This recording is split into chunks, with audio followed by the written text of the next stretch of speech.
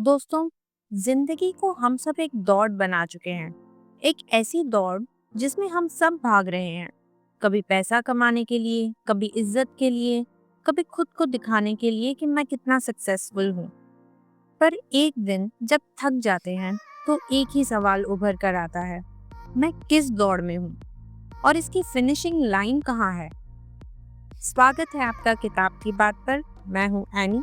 आज हम बात कर रहे हैं एक ऐसी बुक की जो ना सिर्फ एक बुक है बल्कि एक जिंदगी जीने की फिलॉसफी है।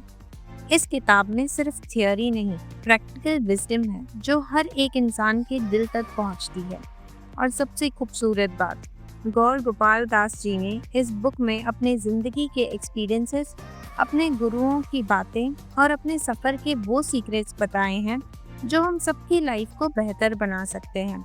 आज मैं आपको सिर्फ बुक का एक्सप्लेनेशन नहीं देने वाली, मैं आपको उन थॉट्स, उन फीलिंग्स, उन लर्निंग्स का एक ऐसा सफ़र कराने वाली हूँ जिससे शायद आप अपनी ज़िंदगी को एक नए नज़रिए से देखना शुरू कर दें। तो चलिए शुरू करते हैं एक नई जर्नी, एक नई सोच और एक नई रोशनी की तरफ। चलिए जानते हैं रैट रेस क्या है। हम अपनी वैल्यू को रेट करते हैं, सैलरी से, कार से, घर से, ब्रांड से, और फिर उस दौड़ में लग जाते हैं जिसका नाम है रैट रेस। एक ऐसी दौड़ जिसमें हर कोई भाग रहा है पर किसी को नहीं पता कि फिनिश लाइन कहाँ है। एक कहानी सुनते हैं। रचित एक एमएनसी का सीनियर एग्जीक्यूटिव था। BMW थी, पेंट हाउस था, फॉरेन ट्रिप्स थी। फिर एक दिन ट्रैफिक में फंसे हुआ था। एक छोटा बच्चा सड़क पे मजे से पतंग उड़ा रहा था। रजत सोचता रहा, मैं इतनी मेहनत इसीलिए कर रहा हूँ कि एक दिन आराम से जीऊंगा, और ये बच्चा अभी जी रहा है। रैट रेस की सबसे बड़ी प्रॉब्लम है, आप कितना भी जीत लो, अगली दौड़ रेडी रहती है। हर प्रमोशन के बाद एक और टारगेट, हर खर्चे के बाद एक और सपना। रियल विक्ट्री रेस जीतने में नहीं है, रियल विक्ट्री अपनी जिंदगी का मकसद पहचानकर उसे जीने में है। Stop, breathe, ask yourself, am I racing towards joy और जस्ट रनिंग ब्लाइंडली। काम, पैसा और स्ट्रेस का एक लूप बन गया है। दिन काम के लिए और रात नींद ना आने की चिंता के लिए। क्या आप इस चक्रव्यूह से बाहर नहीं निकलना चाहेंगे? पैसा जरूरी है, पर जब पैसा काम करवाने लगे तो हम उसके नौकर बन जाते हैं।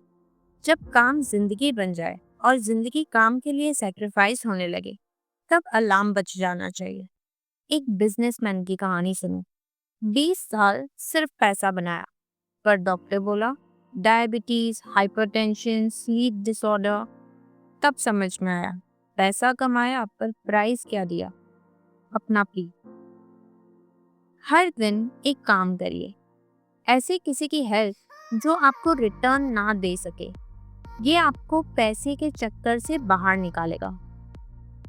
बैलेंस बनाओ, काम पैसा बनाए, पैसा जिंदगी बेहतर बनाए, जिंदगी पैसा बनाने में ना खत्म हो जाए।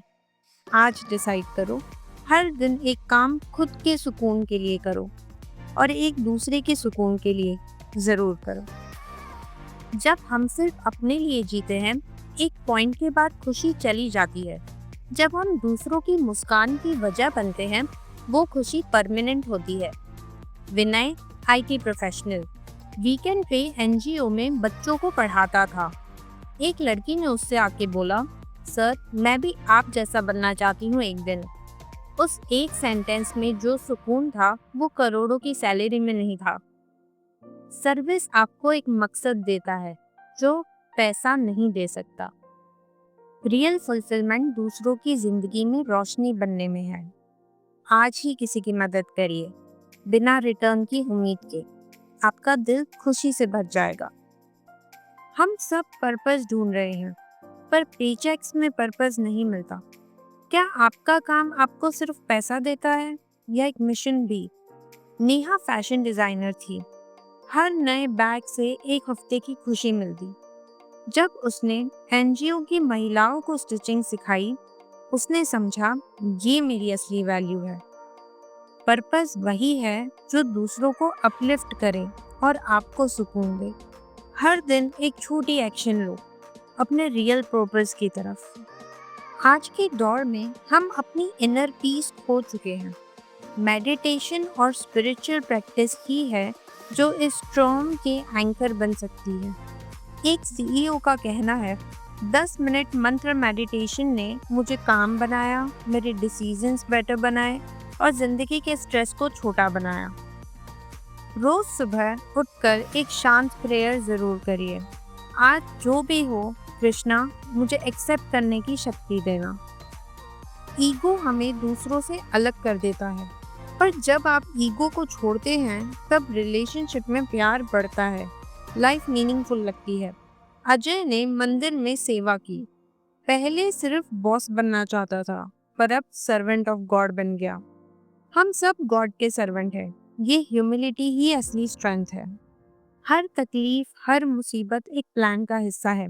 कृष्णा के प्लान पर ट्रस्ट करो। निखिल को जॉब लॉस हुआ, डिप्रेशन में चला गया। एक फ्रेंड ने कहा, अगर ये नहीं होता तो शायद तू अपना बिजनेस स्टार्ट नहीं कर पाता।